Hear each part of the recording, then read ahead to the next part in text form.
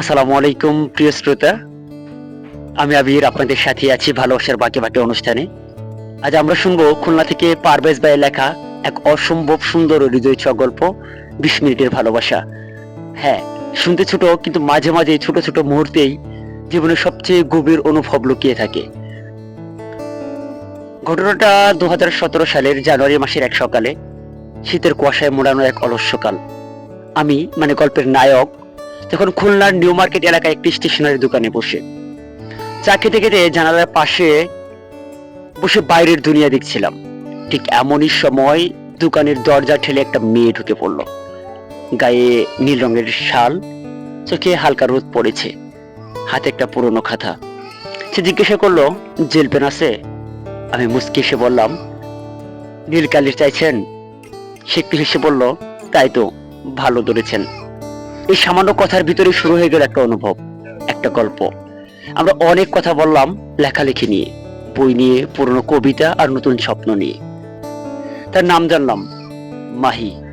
হ্যাঁ, 4 অক্ষরের লেখা একটা নাম, MAHI, মাহি। মনে হচ্ছিল যেন একটা কবিতার নাম শুনলাম। মাহি জিজ্ঞেস করলো, তুমি কি চিঠি লেখো? আমি বললাম, মাঝে মধ্যে, যখন মনের কথা কাগজে রেখে দিতে ইচ্ছে করে। সে বলল, তাহলে আজ একটা চিঠি লেখো, তোমার নাম ছাড়াই। আমি একটা ছোট্ট করে চিঠি লিখে দিলাম। তোমার চোখে হারিয়ে যেতে ইচ্ছে করে, কিন্তু সাহস পাই না বলতে, আমি তোমায় ভালোবাসি।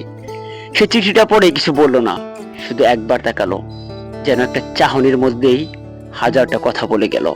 তারপর ধীরে ধীরে দরজা ঠেলে বেরিয়ে গেল, হারিয়ে গেল। তখনও ঘড়িতে মাত্র 20 মিনিট। কিন্তু জানেন শ্রোতারা, সেই 20 মিনিটের মাঝেই কেউ কারো জীবনে ছাপ রেখে যেতে পারে। আজ আমি সেই মুহূর্তটা ভুলতে পারি না। মাহি হয়তো আর কখনো ফিরে আসেনি, কিন্তু আমি এখনো মাঝে মাঝে তার জন্য চিঠি লিখি, তবে পাঠাই না।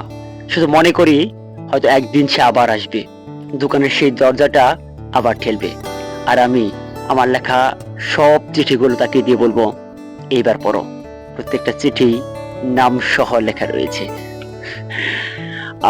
যাই হোক, এই ছিল পারভেজ ভাইয়ের লেখা এক অমূল্য স্মৃতি, 20 মিনিটের ভালোবাসা। অনেক ভালোবাসা সময় চায় না, শব্দ চায় না, চায় শুধু একটা সম্পর্ক স্পর্শের উপলব্ধি। আপনি যদি এমন কোনো গল্পের ভিতর আটকে থাকেন, আমাদের জানান, শুনিয়ে দিন আপনার অনুভূতি, আপনার ভালোবাসা। হ্যাঁ, আমি আবির আবারও ফিরে আসবো এমন এক নতুন কোনো গল্প নিয়ে। ততক্ষণ পর্যন্ত ভালোবাসুন, ভালো থাকুন। আসসালামু আলাইকুম ওয়া রাহমাতুল্লাহি ওয়া বারাকাতুহু।